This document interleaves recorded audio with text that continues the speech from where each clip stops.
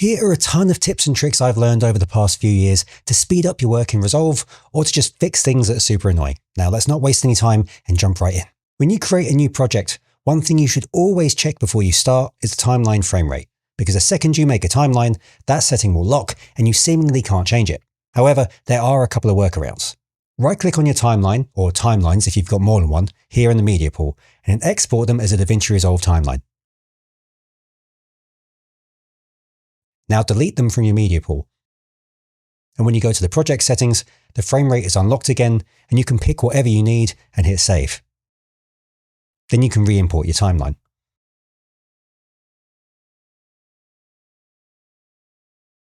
However, that timeline will still have the old settings, so there's one more thing you've got to do. If you right-click on the timeline and select Timeline Settings, the frame rate option will still be grayed out, and you can't change it because there's footage that's already on it. But if you select all the footage and press Command or Control on a PC and X, it will cut all the clips and save them to your clipboard.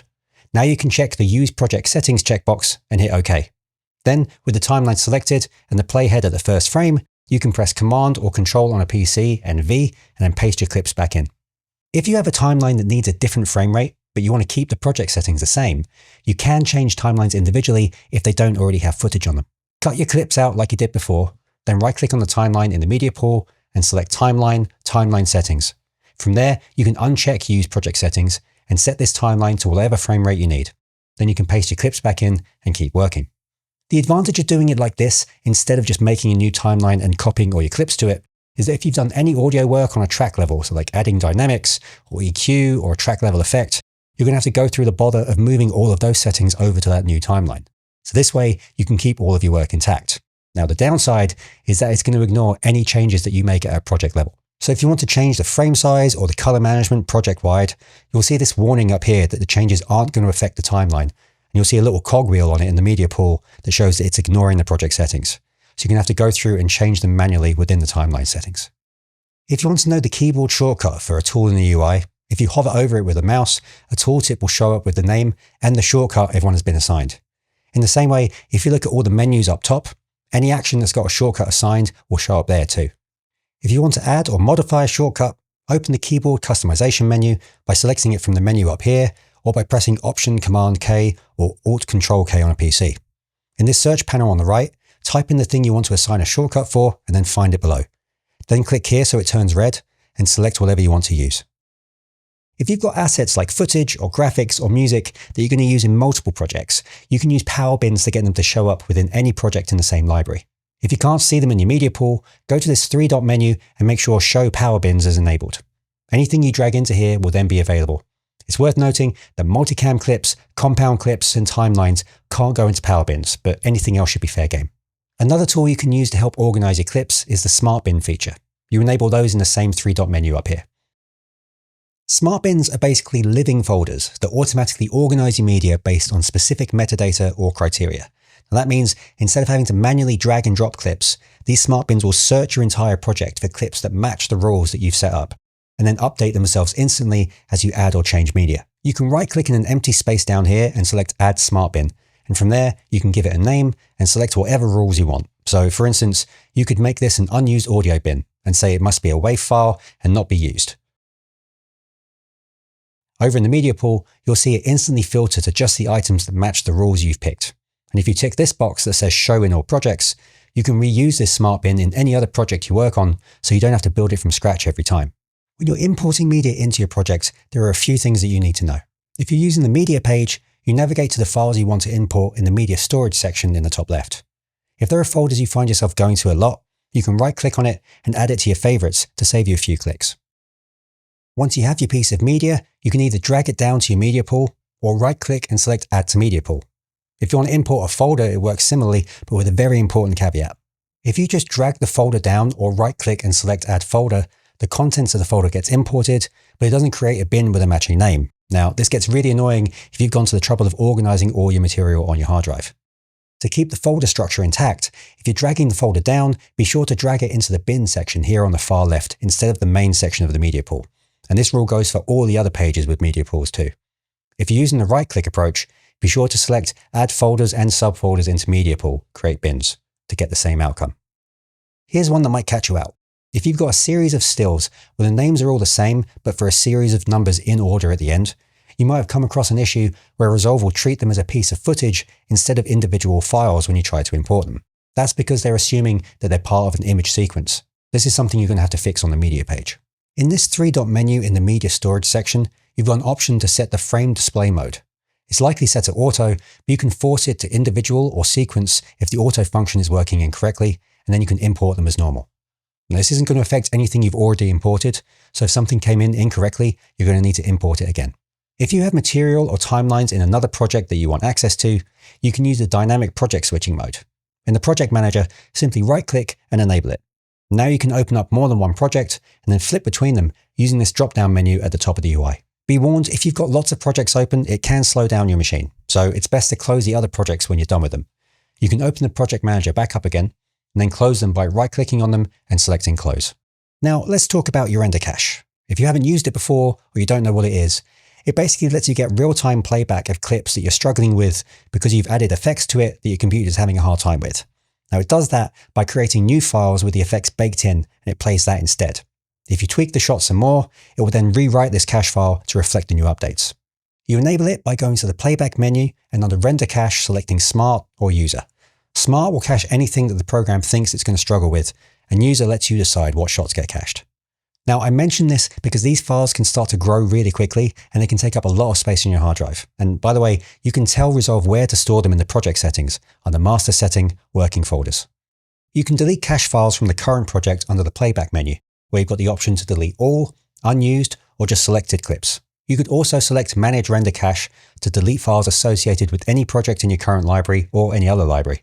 But a setting that's relatively new that you might have missed lives in the Resolve Preferences section under User, Cache Management. Here you can set any files that are older than the number of days you choose to automatically get deleted. And don't worry, if a cache file gets deleted that you're using, it's just going to regenerate it next time you've got that timeline open.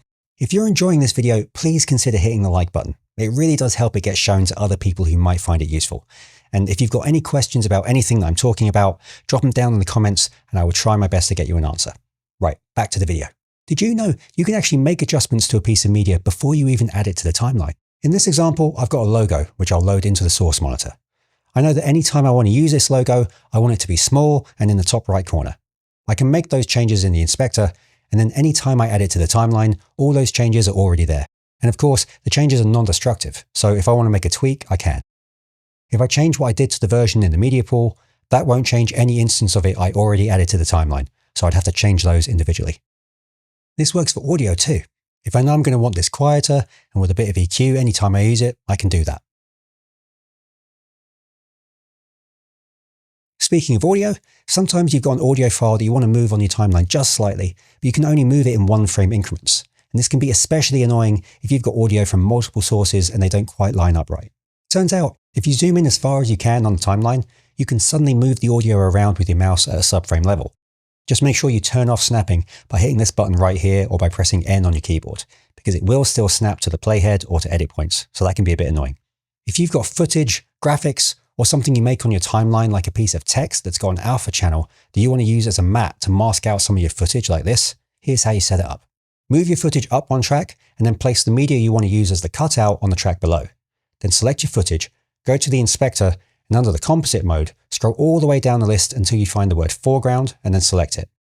Then with the other piece of media selected, go to the inspector and under that same composite mode list, set it to alpha or inverted alpha, depending on how you want it to work.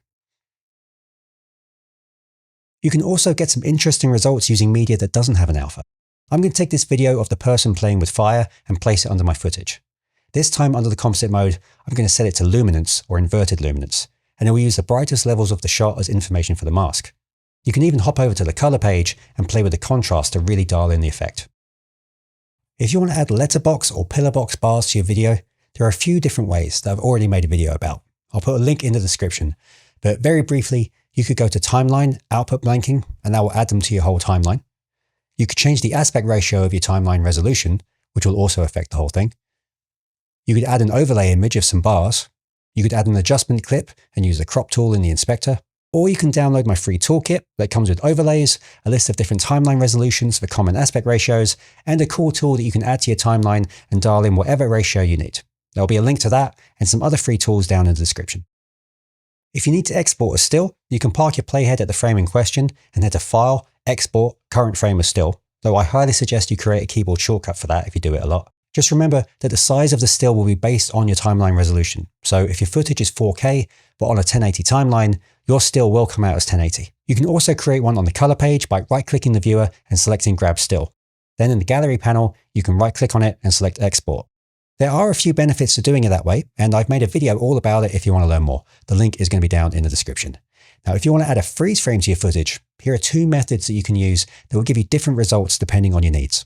Put your playhead on the frame you want to freeze, select the clip, and press R on the keyboard to open the Change Clip Speed dialog box. There you can select Freeze Frame and hit the Change button. That will freeze the clip where you had the playhead, replacing the second half of the clip with a freeze frame. However, if you want to add a freeze frame and then continue the clip, we can use a slightly different method. This time with your clip selected, hit Command or Control on a PC with the R key and you'll open the speed change control. You might want to make the track a bit bigger to get a better view of the controls.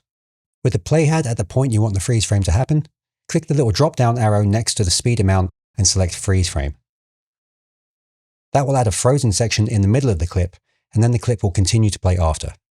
You can grab the top of this control to make the freeze frame longer or shorter. If you're struggling to get real-time playback, you might want to consider making proxy files that are easy for your computer to play. Now, I made a video all about that as well, and I'm going to link to that below.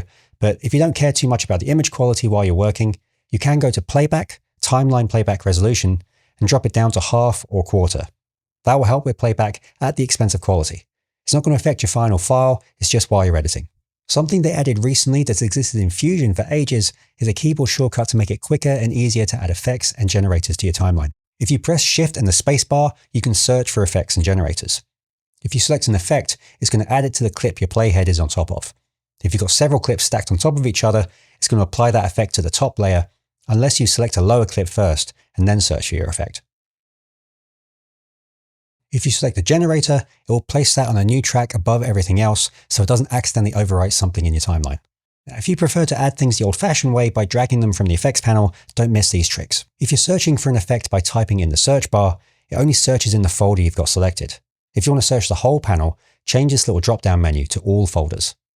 On the Edit, Fairlight, and Color pages, you can assign effects you use all the time as favorites so you don't have to hunt through every effect. Now on the Edit or Fairlight pages, you just hover the mouse over the effect and you'll see a little star appear at the end. Press that, and then near the bottom of the panel, you can select favorites and just see the ones you've added stars to. It works slightly differently on the color page. You hover and reveal a star just like before, but to see your favorites, you need to press this 3-dot menu and change it from Show All to Favorites. This doesn't exist on the Fusion page. Now, I don't know why, but one option you've got is to create a custom toolbar. Just right-click on the toolbar and select Customize, Create Toolbar, and give it a name. Then you can remove tools by right-clicking on one and selecting Customize, remove the tool in question, or the whole group. You can grab tools and reorder them, drag in new tools from the effects panel, add dividers, and organize to your heart's content. Maybe you want to make one just for 3D tools or just for shape tools. You can make as many as you like. Now here's a couple more quick Fusion tips. If you're working with the spline panel or the keyframes panel, when you've got a lot of nodes, it can be hard to find the one you're looking for. With both of these panels, you can press the 3-dot menu and enable Show Only Selected Tools. Then it will only show the node you've got selected in your node graph. If your graph is looking a little messy, you can right-click in an empty space and enable Line Up All Tools to Grid, as well as Arrange Tools to Grid. This will help your node snap into place. If you want to connect a node, but it means crossing over other things in your graph, if you hold down Option or Alt on a PC and click somewhere on the connection, you make this little junction that you can move around to help you reroute the path. And you can make as many of those as you need. Here are a couple of color page tips. Now, sometimes you only want to see certain shots when you're grading. So for instance, a lot of the videos that I make here have got lots of interviews and then B-roll. So I might want to do a pass where I'm just concentrating on the interviews. I like to keep my timelines organized. So I'll have all my interviews on one track, my B-roll above, and the graphics and overlays above that. If you've got the timeline panel open by pressing the button up here, you can enable or disable tracks by pressing the track number over on the left. But sometimes I still want to see what a shot's going to look like with a graphic on top, but I don't want it to show up in my list of clips where it can accidentally get selected and then have color changes applied to it. In that case, hold down Option or Alt on a PC and then click the track number. Now I can still see it, but I won't accidentally select it. If you need to copy a grade from one shot to another or to a group of shots, select your shots you want to receive the grade and then right-click on the graded clip and select Apply Grade, or the much quicker way, just click on the middle mouse button or scroll wheel on your mouse. If you don't have a mouse with a clickable middle button, please get one. It doesn't have to be fancy. The mouse I use costs maybe $20 on Amazon. It's great for this, but also for moving around shots when you're zoomed in. You just hold down the middle button and drag your shot around. You might already know that you can disable any color grading and fusion effects by pressing Shift and D on your keyboard or by pressing this little icon. But what if you only want to disable the color grading but keep fusion turned on? Just right-click on the icon and select if you want one or both to be affected. Over on the Fairlight page, if you've got track effects that you always use, you can create presets to save yourself some time. In this example, there's some EQ, some dynamics, and some noise reduction. Under the Fairlight menu, you can open up the presets library. From there, select Global Track Presets and select the track you've got your effects applied to, and then choose Save New and give it a name. Now you can apply those effects to any track in any timeline in any project by opening up this same menu, selecting the track you want, and pressing Apply. If you've got a mono piece of audio on a stereo track, it's only going to come out of one side. Now you've got a couple of options to fix that. You could change the track type by right-clicking on the track header and selecting Change Track Type to Mono. But if there's any stereo pieces of audio on that track, they'll play back incorrectly. My name is Chris Lang and I'm the founder of Warrior Mountain Outfitters. We are located in our store. You could create a new mono track by right-clicking the track headers and selecting Add Track Mono. If you desperately want it on that stereo track, right-click on the clip, select Clip Attributes, change the format to stereo, and then have both sources be the same thing, so your audio gets sent to the left and right side. If you do have a mono clip on a mono track, you might notice that the volume showing up on your stereo output is quite a bit quieter. Now this isn't a bug. What you're seeing is a principle known as pan law. In Resolve, when a mono signal is sent to a stereo bus, it's centered by default. This means the exact same audio signal is being sent to both the left and the right channels of your main stereo bus. Now when two identical sounds play from two different speakers, they acoustically sum in the air. If the signal was sent to both speakers at 100% volume, that sound would roughly be about 6 decibels louder than the single mono source. So to prevent your mix from becoming accidentally louder just because a clip is panned to the center, Resolve and most audio programs automatically drop the level of that clip as it hits the stereo bus to compensate for the fact that it's now coming out of two speakers. The goal is that the sound should be perceived to be the same loudness, whether it's panned hard left or hard right to one speaker or centered and playing out of two speakers. If you find that annoying, you can disable it by opening up the pan tool for the track by double-clicking the box right here and disabling the pan controls by turning off this little button. Now the same volume will be sent to both sides of the stereo output bus. There are so many more things I want to show you, so please consider subscribing so you don't miss out on even more Resolve tips and tricks like these. Thank you so much for watching. I will see you in the next one.